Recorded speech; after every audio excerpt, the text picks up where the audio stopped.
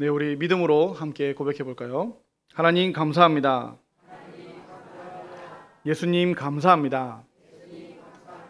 성령님 감사합니다. 저는 오늘 정말 감사한 일이 있습니다. 많은 분이 거제도에 가시고 또 거제도 안 가신 분들은 많이들 집으로 가실 거라고 그런 이야기를 들었는데 이렇게 앉아 계신 분들이 많아서 정말로 감사합니다. 감사합니다. 설교 한 편을 준비하는 것은 사실 쉬운 일이 아닙니다. 왜 그런지 아십니까? 설교는 거의 일회용이기 때문입니다. 원고를 작성하기도 굉장히 어렵고 이 또 원고를 작성을 다 해도 이것을 가지고 설교하는 것이 정말로 쉽지 않습니다. 다시 말해서 설교를 준비하는 것도 또 설교를 하는 것도 감사하기가 어렵다는 이야기입니다. 그런데 오늘은 이미 설교하기도 전에 이미 감사드립니다.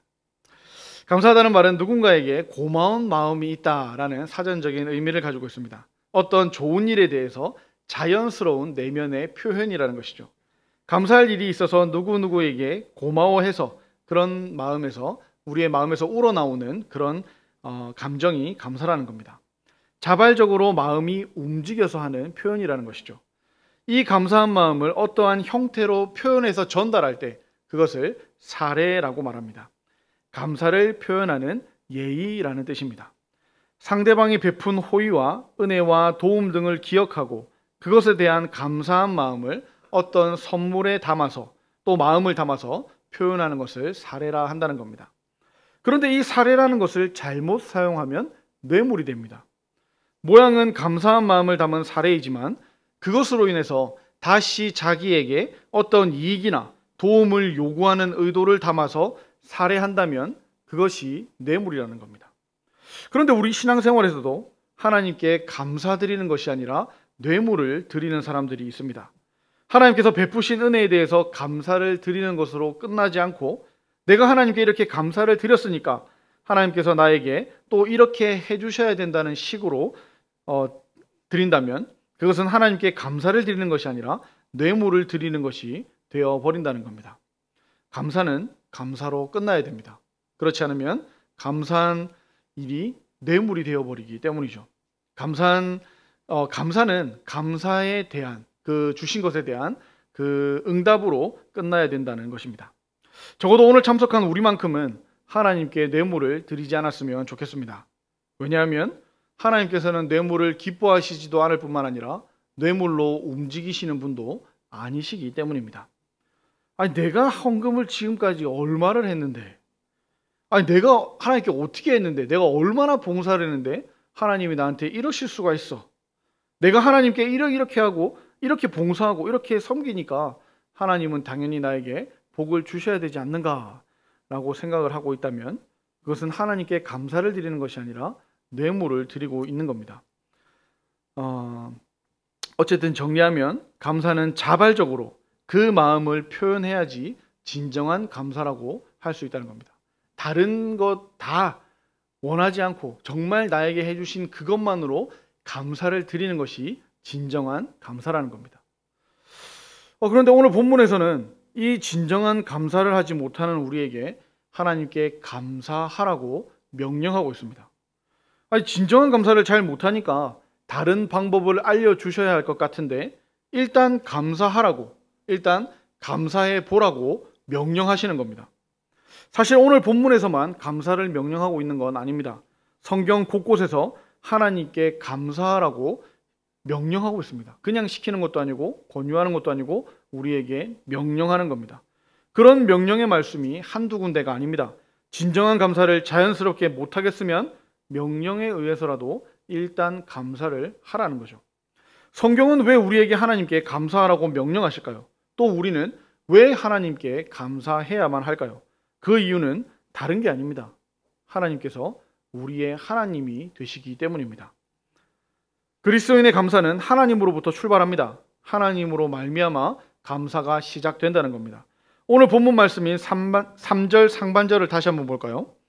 여호와가 우리 하나님이신 줄 너희는 알지어다 라고 말씀하고 있습니다. 이 말씀처럼 하나님께서 우리의 하나님이시기 때문에 감사를 해야 된다는 겁니다. 하나님을 하나님으로 알게 되고 하나님을 하나님으로 믿게 된 것에 감사해야 된다는 거죠. 하나님께서 나의 하나님 되심에 감사해야 됩니다. 왜 그렇습니까? 왜 우리가 하나님이신 것, 또 우리의 하나님이 되신 것, 그것을 감사해야 됩니까? 우리는 전에는 죄와 허물로 죽었던 사람들이기 때문에 그렇습니다. 전에는 하나님을 알지도 못하고 하나님과 상관이 없이 살았던 사람이기 때문에 그렇습니다.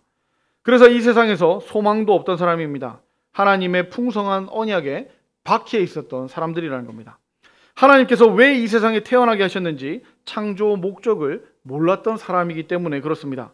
참된 삶에 대해서는 아무것도 모르고 이 세상이 가르쳐 주는 대로 그저 그렇게 유행 따라 살았던 사람이기 때문에 그렇습니다. 하고 싶은 대로 하고 갖고 싶은 대로 갖고 정욕대로 살았던 사람들입니다.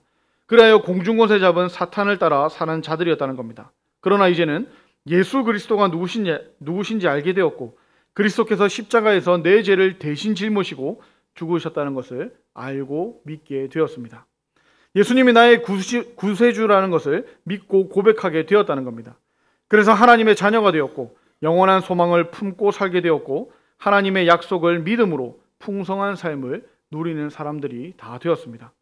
하나님을 아버지라 부를 수 있게 되었고 아버지이신 하나님께서는 우리를 인도하실 뿐만 아니라 끝까지 책임져 주십니다. 이 모든 것을 한마디로 하나님이 나의 하나님이 되셨기 때문에 하나님께 감사를 드릴 수가 있다는 겁니다. 그런 것을 생각하면서 우리 다시 한번 3절을 볼까요? 3절 같이 한번 읽어보겠습니다. 시작. 여호와가 우리 하나님이신 줄 너희는 알지어다. 그는 우리를 지으시니요 우리는 그의 것이니 그의 백성이요 그의 기르시는 양이로다. 아멘. 골로새서 3장 17절 말씀에는 또 무엇을 하든지 말에나 일에나 다 주 예수의 이름으로 하고 그를 힘입어 하나님 아버지께 감사하라 하고 명령하고 있습니다.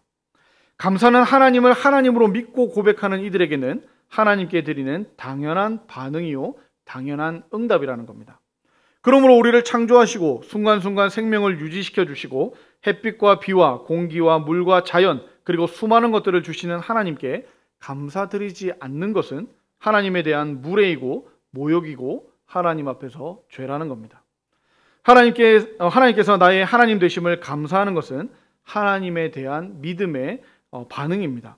하나님께 대한 믿음은 반드시 하나님께 감사로 나아가야 된다는 겁니다. 감사는 하나님께서 인간에게 믿음을 갖게 하시려고 내리신 선물이라는 겁니다. 감사는 하나님의 관점에 초점을 두는 자연스러운 믿음의 반응이라는 거죠. 하나님을 하나님으로 믿을 때 감사할 수 있습니다. 하나님을 하나님으로 믿지도 않는데 하나님께 감사할 수는 없는 노릇이죠. 감사가 또 지속될 수도 없습니다. 그러므로 하나님을 믿는 그리스도인이라면 하나님께 감사하시기를 축복합니다. 하나님께서 감사하라고 명령하신 이유는 감사를 또 훈련하기 위해서입니다. 하나님께서 감사하라고 명령하시는 것은 감사도 훈련이 필요하기 때문에 그렇습니다. 여러분, 훈련은 왜 합니까? 어떨 때 훈련을 합니까? 어떤 목표를 이루기 위해서 평상시처럼 해서는 그 목표를 이룰 수 없을 때 특별히 훈련시켜서 목표를 이룰 수 있는 사람으로 만들기 위해서 훈련하는 것 아니겠습니까? 저만 들립니까? 네. 이런 소리가 나면 우리가 뭔가 집중을 하는 거, 이것도 우리가 다 훈련된 것 아니겠습니까? 그렇죠? 네. 그래서 사이렌도 울리고. 네. 어쨌든 이런 훈련이 우리에게 꼭 필요하다는 겁니다. 잘 하지 않는 것 또는 잘 못하는 것을 잘 하도록 만들기 위해서 훈련을 한다는 거죠. 하나님께서 우리에게 감사하라고 명령하신 것은 우리의 감사가 더욱 훈련되기를 원하시기 때문에 그렇습니다. 사람들이 감사하는 유형을 살펴보면 세 가지가 있습니다. 첫 번째는 당연히 감사해야 하는데도 감사할 줄 모르는 배응망덕한 경우입니다. 또 두 번째는 감사해야 될 조건과 또 감사할 수 있는 상황에만 감사하는 조건적인 감사입니다. 그리고 세 번째는 무엇일까요? 이 조건을 넘어선 완전한 감사입니다.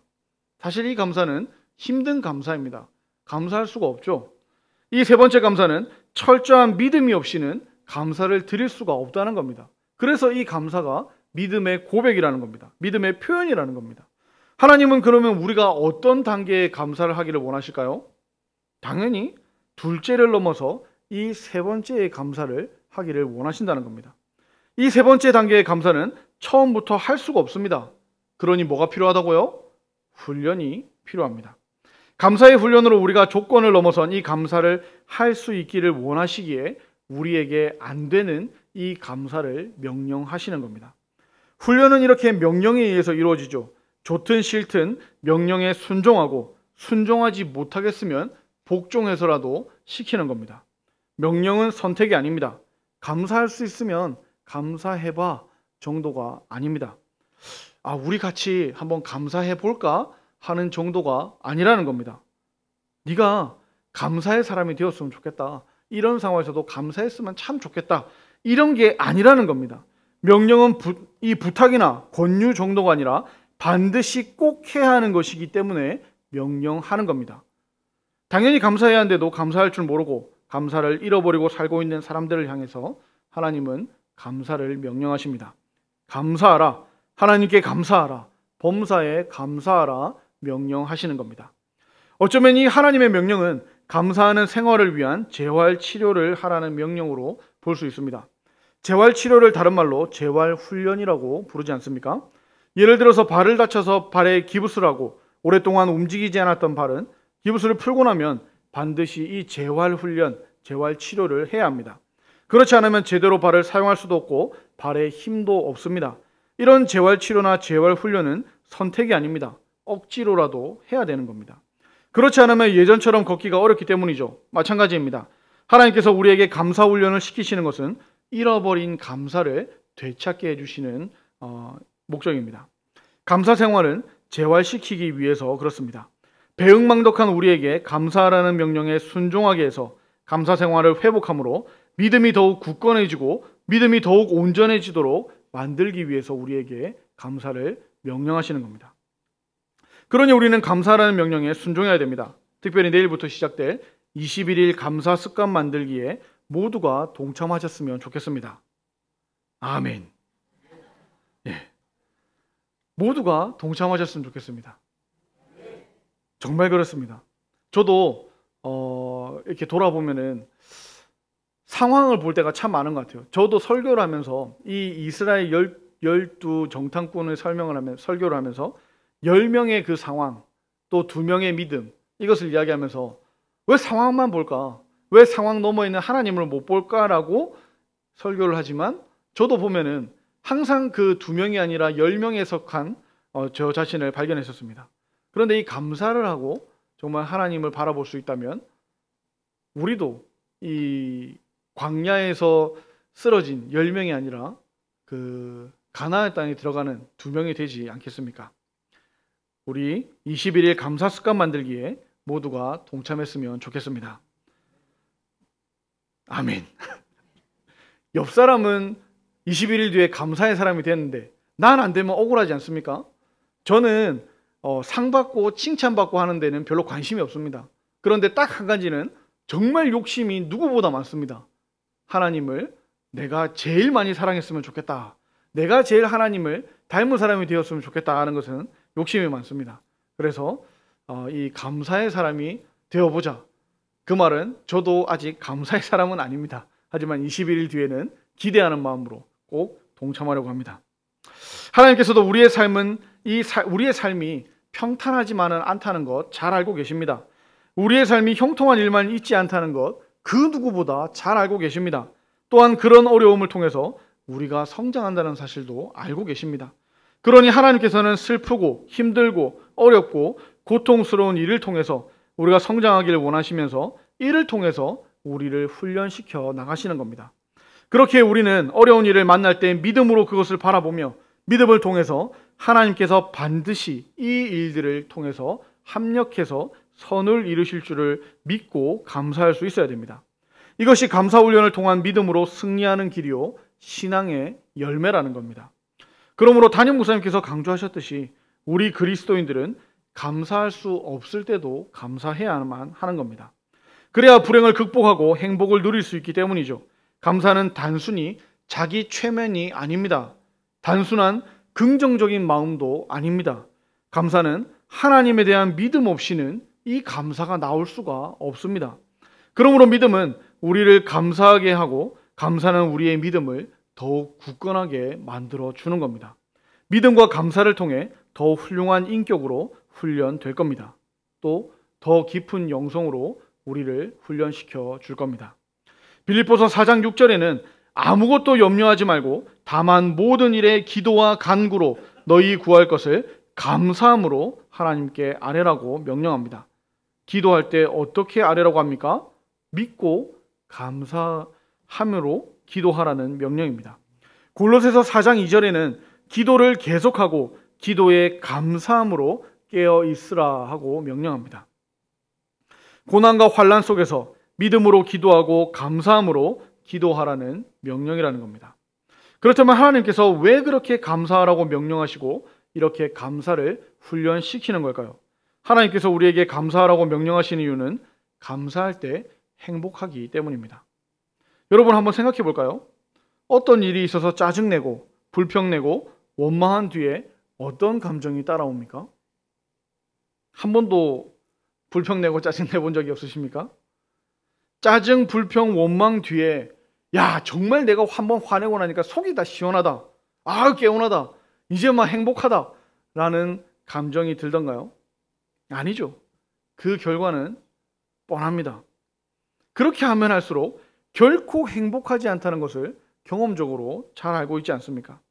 그렇게 하나님은 우리에게 복을 주시고자 감사를 명령하신다는 겁니다. 행복을 주시고자 우리에게 감사하라고 명령하시는 겁니다. 오늘 본문 말씀 4절에 감사함으로 그의 문에 들어가며를 오늘 표현으로 더 부드럽게 번역해 보자면 감사함으로 하나님께서 계신 곳의 문에 들어가라, 즉 행복의 문에 들어가라 라고 다시 번역할 수 있을 겁니다. 하나님께 나아가는 것은 행복을 향해 나아가는 겁니다. 복 주시는 하나님께 나아가는 겁니다. 우리가 감사함으로 하나님께 나아가 하나님을 만날 때 우리의 인생이 평안해지고 행복할 수가 있다는 겁니다. 그러므로 하나님은 우리에게 이렇게 감사하라고 명령하시는 겁니다. 이렇게 우리에게 감사를 명령하시는 하나님은 어떤 분이신지 오늘 본문 5절은 이렇게 마무리합니다. 5절도 우리 같이 한번 읽어볼까요? 5절 시작. 여호와는 선하시니 그의 인자하심이 영원하고 그의 성실하심이 대대에 이르리로다. 아멘. 감사하는 사람은 같은 상황에서도 보는 것이 완전히 다릅니다. 감사해야만 보이는 것들이 있습니다. 가난하기를 볼 때 불평하는 사람은 더럽고 냄새나는 기저귀를 보며 또 시끄럽게 우는 것을 보면서 아기를 불편해합니다. 그러나 감사하는 사람은 아기의 웃음과 작은 손짓을 보면서 아기를 기뻐하며 감사합니다. 이웃을 대할 때도 불평하는 사람은 층간소음과 또 지저대는 개와 담배 냄새 때문에 짜증을 냅니다. 그러나 감사하는 사람은 이웃의 친절한 모습을 발견하고 또 함께 살아가는 것에 감사함을 느낍니다. 식당에 가서도 그렇죠. 불평하는 사람은 주인이나 종업원의 표정, 말투 때문에 기분이 나쁘다고 합니다. 그러나 감사하는 사람은 맛있는 것을 해주고 또 가져다주고 또 치워주기까지 하니 감사합니다. 일할 때도 불평하는 사람은 작은 일에도 불평하지만 감사하는 사람은 모든 일에 감사합니다. 교회에서도 똑같죠. 불평하는 사람은 설교자도 봉사자도 또 그냥 교회만 왔다가 가는 사람들도 다 마음에 안 들어합니다. 그러나 감사하는 사람은 한 지체된 것을 감사하며 내가 할 일은 없을지 내가 그를 위해 도울 일은 없을지 찾습니다. 여러분은 어떤 사람들이십니까? 질문을 바꿔서 여러분은 어떤 사람들이 되고 싶습니까? 또 다른 사람들에게, 특별히 우리 자녀들에게, 다음 세대에게 어떤 사람으로 평가받고 싶으십니까? 감사는 모든 추함과 불안과 불확실한 장래를 다 제거해 주지는 못합니다. 그러나 감사는 여러분이 만난 상황에 긍정적으로 대처하도록 도와주고 훨씬 더 그 상황을 아름답게 만들어 주도록 도와줍니다. 나무가 자라고 꽃을 피우고 열매를 맺기 위해서 햇빛과 물과 이런 것들이 늘 필요하듯이 행복이라는 나무가 자라고 꽃을 피우고 열매를 맺기 위해서는 작은 일에도 감사할 줄 아는 마음이 꼭 필요합니다. 감사는 행복을 키우는 햇빛과 물과 같은 존재이기 때문입니다. 감사의 분량이 행복의 분량이다 라는 말이 있습니다. 감사한 만큼 강건하고 하나님의 은혜를 경험하고 행복이 임하기 때문에 그렇습니다. 감사하는 만큼 세상도 살만한 세상이 됩니다. 그렇게 하나님은 우리에게 그토록 반복해서 감사하고 살라고 명령하시는 겁니다. 우리는 먼저 하나님께 감사드려야 합니다. 그뿐만 아니라 가정에서 또 남편에게, 아내에게, 부모에게, 자녀들에게 감사해야만 합니다. 교회에서 만나는 모든 사람에게 서로 감사해야 합니다. 그래야 행복한 가정이 되고, 그래야 행복한 교회가 되고, 그래야 행복한 삶을 살 수 있기 때문입니다. 감사의 분량이 행복의 분량입니다. 감사의 분량이 늘어나시기를 축복합니다. 감사의 내용이 풍성해지시기를 축복합니다. 감사의 단계가 더욱 높아지시기를 간절히 축복합니다. 오늘 말씀을 정리하겠습니다. 마지막으로 우리가 왜 감사해야 됩니까? 하나님께서는 왜 우리에게 감사하라고 명령하십니까? 감사하라는 하나님의 명령은 우리의 삶을 더욱 행복하게 만드시는 명령이기 때문입니다. 더욱 풍성한 삶을 누리도록 하는 명령이기 때문입니다. 감사를 훈련하여 작은 감사가 큰 감사로, 조건적인 감사가 무조건적인 감사로, 기쁜 일의 감사가 괴로운 일에도 감사로, 형통할 때 감사가 환난 중에도 감사로 성숙해지도록 만들어주기 때문에 우리에게 명령하시는 겁니다. 이 하나님의 명령을 따라 감사하시고 감사하시는 만큼 행복해지는 저와 여러분들이 되기를 축복합니다.